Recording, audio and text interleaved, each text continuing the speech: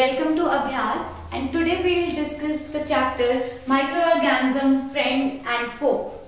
In the first session of videos, we study about microorganisms. कि microorganisms होते कहाँ हैं, ये मिलते कहाँ हैं, इनके मेन ग्रुप्स क्या हैं, उन ग्रुप्स के कैरेक्टरिस्टिक्स क्या हैं, हमने वो सब स्टडी किया अब तक. अब हम पढ़ेंगे कि माइक्रो ऑर्गेनिजम्स हमारे फ्रेंड्स हैं तो कैसे हैं, अगर ये हमारे एनिमीज हैं तो वो कैसे हैं. So today we will take up the friend section कि how are they are friends, ये हमारे फ्रेंड्स कैसे हैं. अब नॉर्मली जो हमारे फ्रेंड्स होते हैं वो क्या करते हैं, हमारी हेल्प करते हैं. तो ये माइक्रो ऑर्गेनिजम्स भी क्या करते हैं, हमारी हेल्प करते हैं. ये हमारे अलग अलग लाइफ सेक्टर्स में हमारी हेल्प करते हैं, इसलिए हम इन्हें हमारा फ्रेंड कहते हैं. How are their friends? Because they help in food and beverage industry. ये हमारे कुछ फूड प्रोडक्ट्स बनाने में हेल्प करते हैं. दे help in making medicine and vaccine. ये हमारी दवाइयां बनाने में हेल्प करते हैं. दे हेल्प इन एग्रीकल्चर. ये हमारी एग्रीकल्चर, हमारी क्रॉप प्रोडक्शन में हेल्प करते हैं. दे help in cleaning the environment. ये हमारे इन्वायरमेंट को क्लीन करने में, साफ कर रखने में हमारी हेल्प करते हैं. First we study the section food and beverage industry. ये हमारा खाने पीने के प्रोडक्ट्स बनाने में हेल्प करते हैं. ये हमारे कौन कौन से खाने पीने के प्रोडक्ट्स बनाने में हेल्प करते हैं.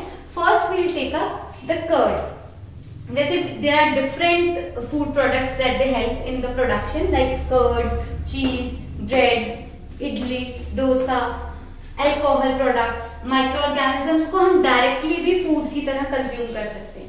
In the first section, we will take up the formation of curd and cheese, and in later on sections we will study the other parts. So, curd बनाने में नॉर्मली हम घर पर कर्ड कैसे बनाते हैं. हमारे घर पे कहते हैं कि कर्ड की ही प्रोडक्शन में यूज करते हैं. हम नॉर्मली घरों में हमारे मदर्स यूज करती हैं टर्म जाग लगा दो या खट्टा लगा दो. तो उसमें हम खट्टा या जाग होता क्या है, वो थोड़ी सी कर्ड ही होती है. उसे इंग्लिश में हम कहते हैं स्टार्टर.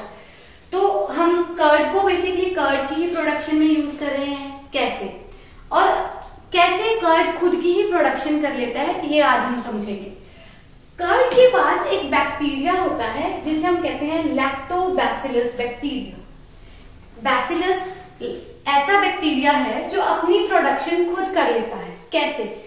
जब हम कर्ड को मिल्क में ऐड करते हैं, when we add this curd into milk, तो ये लैक्टोबैसिलस बैक्टीरिया मल्टीप्लाई करता है और उस मिल्क को कर्ड में कन्वर्ट कर देता है. So this bacteria helps in the formation of curd from milk. So this milk is getting converted into curd with the help of lactobacillus bacteria. Next we will take up the cheese or paneer. Cheese or paneer is formed by a process called as curdling of milk. इसमें क्या होता है कि जब हम normally milk में थोड़ी सी curd या थोड़ा सा विनेगर ऐड कर देते हैं तो उसमें लंप फॉर्मेशन स्टार्ट हो जाती है. इवेंचुअली उससे हम पनीर बना लेते हैं. तो इसमें हमारा बैक्टीरिया यूज कहाँ हो रहे हैं. अगर हम कर्ड ऐड कर रहे हैं तो उसमें लैक्टोबैसिलस बैक्टीरिया हमारी चीज फॉर्मेशन में हेल्प कर रहा है. और अगर हम विनेगर ऐड कर रहे हैं तो जो विनेगर है उसकी प्रोडक्शन में हमारे पास कुछ माइक्रो ऑर्गेनिजम्स यूज होते हैं. तो इसलिए हम कह रहे हैं कि माइक्रो ऑर्गेनिजम्स हमारी चीज और पनीर की प्रोडक्शन में हेल्प कर रहे हैं. So today let us revise what we have done so far. So how the microorganisms help in the formation of curd and cheese. Curd, it has bacteria lactobacillus. This lactobacillus bacteria can multiply itself when it is added into milk. So this milk gets converted into curd when we add lactobacillus bacteria into it. Next is cheese and paneer. It is formed by the curdling of milk. Curdling is basically lump formation of milk. इसमें हम use करते हैं use of lactobacillus bacteria and sometimes we add और need vinegar. So micro organisms are used in the production of this vinegar. तो अब तक हम देख रहे थे कि माइक्रो ऑर्गेनिजम्स कैसे हमारे डिफरेंट फूड प्रोडक्ट्स बनाने में हेल्प करते हैं. We studied how they help in making the production of curd and cheese. Now we will see how microorganisms help in the production of breads, idli, dosa, dhokla and alcoholic products. To understand this, we need to understand a process called fermentation. अब fermentation की process क्या होती है? Fermentation में हम use करते हैं yeast. Yeast is a fungi जिसे हम यूज करते हैं फर्मेंटेशन की प्रोसेस में। यीस्ट क्या करता है, यीस्ट शुगर को तोड़कर कन्वर्ट कर देता है अल्कोहल में एंड कार्बन डाइऑक्साइड में। यीस्ट शुगर को यूज कर देता है और उसे तोड़ देता है अल्कोहल में एंड कार्बन डाइऑक्साइड में। तो अब हम नॉर्मली घरों में देखते हैं कि अगर हम थोड़ा सा आटा ले लें या मैदा ले लें, उसे गूंथकर एक डो बना लें और उसमें हम थोड़ा सा यीस्ट ऐड कर दें और पूरी रात उसे या 2-3 घंटे के लिए उसे कवर करके रखें, तो थोड़े टाइम में वो आटा क्या हो जाता है, थोड़ा सॉफ्ट और फ्लफी हो जाता है। ये कैसे हो जाता है? क्योंकि जो यीस्ट होती है ना, यीस्ट अंदर शुगर को यूज करके उसे तोड़ देती है अल्कोहल और कार्बन डाइऑक्साइड में। तो जो कार्बन डाइऑक्साइड है, इट्स अ गैस, ये गैस जो है ये बाहर आती है। तो ये जब बाहर आती है, it makes the dough soft and fluffy. So that's how microorganisms help in making our dough or breads soft. तो उस डो को हम बेक करके यूज करते हैं हमारी ब्रेड्स वगैरह बनाने में। So let us study how fermentation or how microorganisms like yeast help in the production of breads. Yeast uses sugar for food. It breaks the sugar into alcohol and carbon dioxide. Carbon dioxide is a gas, so it is given off, which makes the dough soft and fluffy. तो इस dough को, जो हमारा ये आटा है जिसमें हमने यीस्ट ऐड किया और वो फिर सॉफ्ट हो गया, उसे हम फर्दर क्या करते हैं, बेकिंग करनी शुरू कर देते हैं। उसकी बेकिंग जो होती है वो बहुत हाई टेम्परेचर्स पे होती है। तो इतने हाई टेम्परेचर पे जो उसमें अल्कोहल फॉर्मेशन हुआ होता है वो इवेपोरेट हो जाता है और इस तरह हमारी ब्रेड्स बनती हैं। Now we will see how it helps in making of idli. Idli में हम यूज करते हैं mixture of dal and rice और इसे हम बहुत अच्छा से एक फाइन पेस्ट बना लेते हैं और उसे अगर हम पूरी रात रख दें तो उसमें एक नेचुरल फर्मेंटेशन प्रोसेस होती है जिससे हमारी इडली सॉफ्ट बनती है। उसमें हमारा नेचुरल फर्मेंटेशन होता है। Dhokla, we add yeast to the mixture. Dhokla का जो बैटर बनाते हैं, ढोकला के मिक्सचर में हम समटाइम्स वी ऐड यीस्ट, जिससे हमारा जो ढोकला है वो सॉफ्ट बनता है। अब हमने देखा कि यीस्ट जब शुगर को यूज कर रही है तो उससे दो प्रोडक्ट्स बन रहे हैं। First is alcohol and second is carbon dioxide. ये कार्बन डाइऑक्साइड को तो हम यूज कर रहे हैं हमारे डोज को सॉफ्ट बनाने में। But what about this alcohol? अगर हम यीस्ट को डो में ऐड ना करके सिर्फ शुगर की फर्मेंटेशन में ही यूज करें तो हमारे पास सिर्फ दो प्रोडक्ट्स बनेंगे, अल्कोहल एंड कार्बन डाइऑक्साइड, और जो कार्बन डाइऑक्साइड होगी it will be given of, ये बाहर आ जाएगी, हमारे पास रह जाएगा अल्कोहल। तो ये अल्कोहल फर्दर हमारे अल्कोहलिक बेवरेजेस बनाते हैं जैसे बियर एंड वाइन। बियर में हमारा जो शुगर यूज होता है that is generally use at barley. हमारा बार्ले, जौ जिसे हम कहते हैं पंजाबी में, वो यूज होता है। एंड वाइन बनाने में हमारे यूज होते हैं ग्रेप्स। तो beer is formed by the fermentation of barley and wine is formed by the fermentation of grapes. Sometimes we heard कि लोग कहते हैं हमने घर में शराब बनाई है। घर में how can they make alcohol at home? Mainly उन्हें क्या चाहिए अल्कोहल बनाने के लिए? अल्कोहल बनाने के लिए हमें कोई शुगर का सोर्स चाहिए और यीस्ट चाहिए। तो हमारा शुगर का सोर्स नॉर्मली विलेजेस में यूज कर लेते हैं, शुगर केन या समटाइम्स बार्ले में यूज कर लेते हैं। इसमें थोड़ा सा यीस्ट ऐड कर दो और इसे कवर करके रख दो। थोड़े टाइम में हमारे पास क्या फॉर्मेशन हो जाएगी? Alcohol and carbon dioxide. Carbon dioxide is a gas, it will eventually come out, तो हमारे पास अल्कोहल फॉर्मेशन इस तरह हो जाता है। Now we have seen how it helps in making other food products, how microorganisms help in making other food products like curd, bread, idli, alcoholic products. But some microorganisms can be used itself as food. हम microorganisms को directly भी consume करते हैं। I know it's very strange, but microorganisms ये बहुत rich source होते हैं proteins या कई ऐसे न्यूट्रिएंट्स का जिन्हें हम डायरेक्टली कंज्यूम कर सकते हैं। जैसे एल्गी है, जैसे kelp, spirulina, they are type of algae जिन्हें जापान या ऐसी कंट्रीज में डायरेक्टली कंज्यूम कर लेते हैं। कई बार हमें एल्गी से एक सब्सटेंस मिलता है एल्गिन, जिसे हम यूज करते हैं आइसक्रीम्स या जेलीज वगैरह बनाने में। So I cover the whole beverage section. Here we have studied how microorganisms help in the formation of curd, because curd has lactobacillus bacteria. Next, cheese again with the use of lactobacillus or vinegar. And then we studied bread के and alcoholic products के लिए हमारी use हो रही थी yeast was doing fermentation. And next is how microorganisms themselves consumed as food. अभी तक हमने पढ़ा कि जो ये माइक्रो ऑर्गेनिजम्स हैं हमारे फूड प्रोडक्ट्स जैसे ब्रेड्स वगैरह में हेल्प कर रहे हैं बनाने में। तो अब हम पढ़ेंगे कि ये जो माइक्रो ऑर्गेनिजम्स हैं हमारी मेडिसिन और वैक्सीन बनाने में भी हेल्प करते हैं। ये टॉपिक बहुत इंपॉर्टेंट है क्योंकि इस टाइम जैसे कोविड के लिए हम सबको प्रिकॉशंस लेने के लिए कह रहे हैं या वैक्सीनेशन लेने के लिए कह रहे हैं। It's important to understand how microorganisms they help in making medicines and vaccines. तो नॉर्मली जब हम बीमार हो जाते हैं या हमें बुखार हो जाता है तो हम जाते हैं डॉक्टर के पास। डॉक्टर हमें कुछ दवाइयां दे देते हैं, कहते हैं एंटीबायोटिक्स है, ये खा लो और आप ठीक हो जाओगे। तो एंटीबायोटिक्स क्या होती है, मतलब एंटीबायोटिक्स हमें कैसे ठीक कर देती है? अब ये एंटीबायोटिक्स हम नॉर्मली लेमैन लैंग्वेज में गए तो एंटीबायोटिक्स दवाइयां हैं, वो गोलियां हैं जो डॉक्टर हमें देता है, हम खाते हैं और हम ठीक हो जाते हैं। बट एक्चुअली अगर मैं कहूं कि ये antibiotics are nothing but microorganisms, antibiotics खुद एक माइक्रो ऑर्गेनिज्म से बनी हुई है जो दूसरे माइक्रो ऑर्गेनिज्म की ग्रोथ को रोक देती है। सपोज हमारी बॉडी में कोई बैक्टीरियल इन्फेक्शन हो गया और कोई ऐसी फंजाई है जो उस बैक्टीरिया की ग्रोथ को रोक सकती है, तो हम उस फंजाई को यूज करके मेडिसिन बनाते हैं, एंटीबायोटिक्स जो बैक्टीरिया को किल कर देती है। और अगर हमारी बॉडी में वो इन्फेक्शन हुआ है हम वो मेडिसिन खाएंगे और ठीक हो जाएंगे।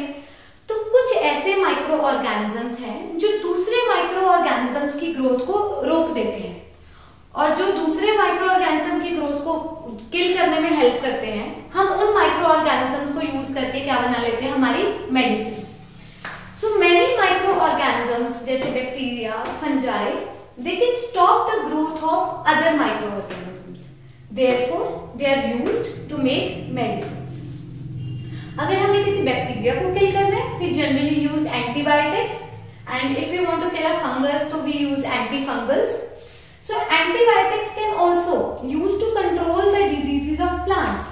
Antibiotics हम सिर्फ एनिमल्स या ह्यूमन बीइंग्स की डिजीजेस को ठीक करने के लिए नहीं, प्लांट्स के डिजीजेस को भी ठीक करने के लिए यूज करते हैं। हम प्लांट्स के ऊपर एंटीबायोटिक स्प्रे कर देते हैं जिससे उन्हें कोई डिजीज, कोई बैक्टीरियल या कोई फंगल डिजीज होने से हम उन्हें बचा सकते हैं। देयर आर कॉमन एंटीबायोटिक्स जैसे पेनिसिलिन, स्ट्रेप्टोमाइसिन, ये नॉर्मल कॉमन एंटीबायोटिक्स हैं जिन्हें हम यूज करते हैं। Next very important concept is vaccination. Vaccination क्या होता है और माइक्रो ऑर्गेनिजम्स इसमें कैसे हेल्प कर रहे हैं? आजकल हमें नॉर्मली सब कह रहे हैं कि हमें कोरोना के अगेंस्ट वैक्सीनेशन लगवा लेनी चाहिए। क्यों लगवा लेनी चाहिए? वैक्सीनेशन ऐसा करती क्या है कि वो हमारी बॉडी को प्रोटेक्ट कर सके। वैक्सीनेशन क्या करती है? वैक्सीनेशन हमारी बॉडीज में, हम नॉर्मली आजकल न्यूज में भी सुन रहे हैं कि वैक्सीनेशन से आपकी बॉडी में एंटीबॉडीज बननी शुरू हो जाएंगी। ये एंटीबॉडी होता क्या है, एंटीबॉडीज बनती कैसे है? अब देखो, वैक्सीनेशन हम लगवाते हैं, सपोज हम कोरोना की बात करें, वायरस हमारा एनिमी है जो हमें डिजीज कॉज कर रहा है, हमें उसके अगेंस्ट एक वेपन बनाना है, उसे मारने के लिए हमें एक हथियार तैयार करना है। हमारी बॉडी वो हथियार तैयार करती है in the form of antibodies. Antibodies हमारे वेपन्स हैं जो हम अपने ऑर्गेनिज्म के अगेंस्ट यूज करते हैं।